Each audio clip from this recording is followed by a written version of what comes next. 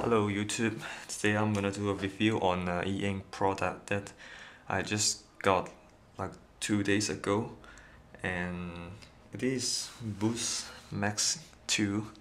I think it's the second generation of this machine from one of the manufacturer from China, and I don't actually know how to pronounce the name correctly, but I'm just gonna do it like that.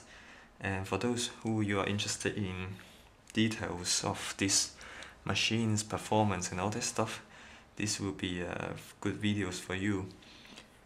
And I'm just gonna start with note-taking app because I have written down some notes for this short presentation. And by the way, this machine comes with multiple language support. It doesn't have to be in Chinese at the beginning. You can choose whatever language you are using. But for me, I just chose to have Chinese user interface. But yes, you can choose whatever language you want. And this machine it comes with Android 6.0, and as you can imagine, it's actually pretty multifunctional comparing to things like the DPI-1 from Sony. But I will talk about drawbacks later on in this video. I will quickly go through some pros of this machine first. First thing I would like to say is the writing experience with the pen included in the package is actually quite good. As you can see, I can write things or even Chinese character without much trouble. And I can also use the back of this pen as an eraser to erase whatever I have just written down. The responsiveness is impressive, I would say. But I do experience from time to time some lag. Actually, it's not lag, but the software of this note-taking app is not responding to me like, I don't know, once or twice in these 2 days. But definitely this is a usable note-taking machine in that regard. And I will just quickly try to draw some stuff for you to see the responsiveness of this machine. You have noticed that there's no so-called pressure sensitivity here. No matter how hard you push on the monitor, it doesn't change the curve on the machine. Oh, I forgot to use my eraser. Okay. Yeah, so that's how handwriting experience looks like. And another major things in this machine, of course, is reading. And I would go out quickly and show you a book that I was reading. And it's also really impressive in terms of reading quality, especially with full resolution mode. I'm gonna show you one of the web page that I download from internet.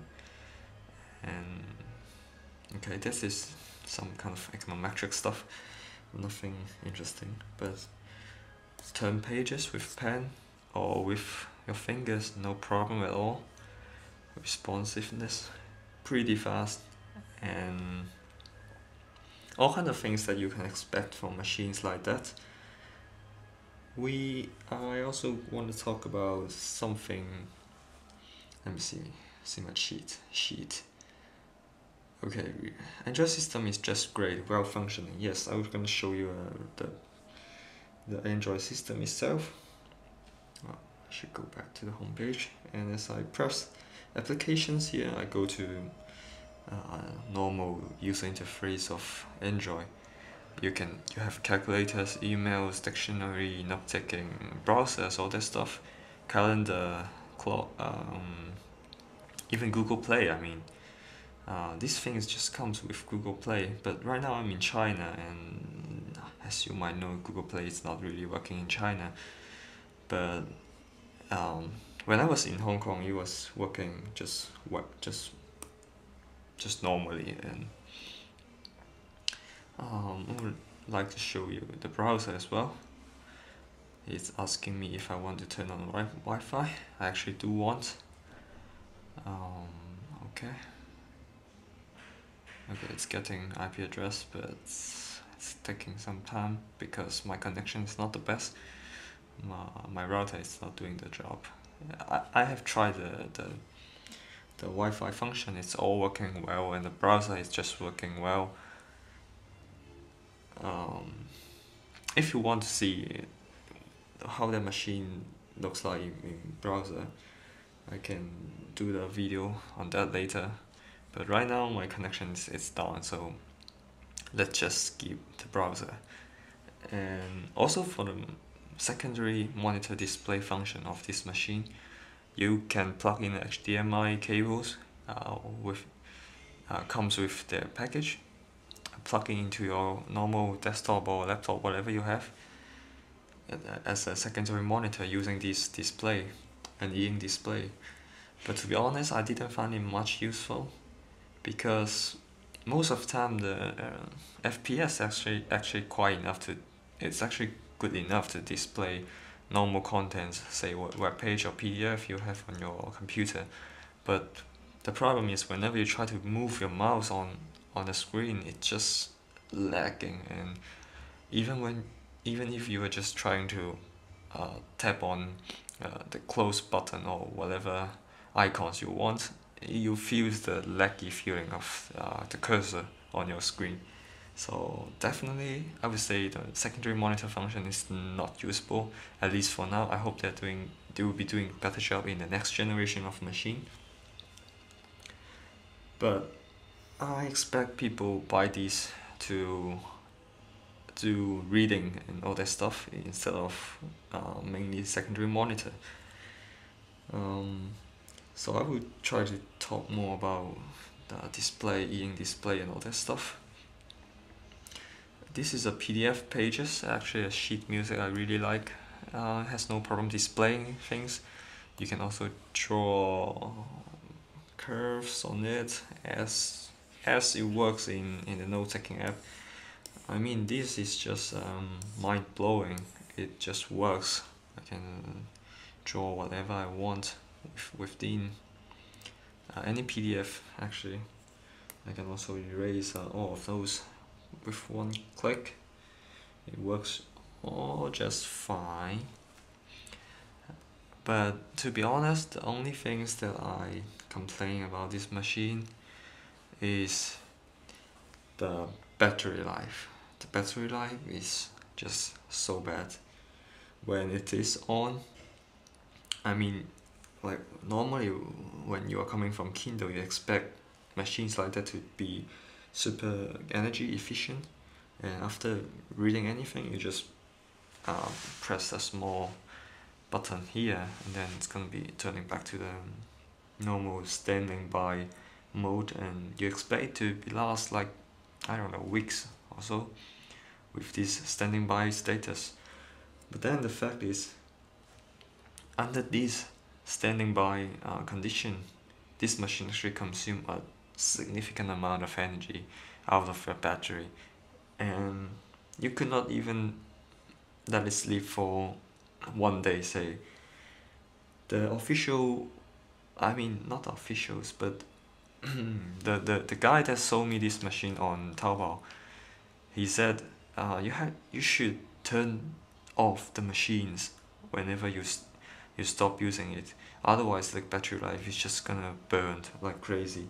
I personally have seen that. I charge full battery to the machine and then I put it at night, put it on my desk, on my desk throughout the night, and then tomorrow when I open it up again, I just saw my battery just drop like 70% of the battery. So if you really want to use this machine, after every time you use it, you have to shut it down. So that's somewhat annoying. Shut it down. That's somewhat annoying. But the boot up, I will just try to boot this up to let you see how fast it boots up. As you see, it's power off right now, but I assume it's gonna boot up because I say restart. Yes, it's restarting.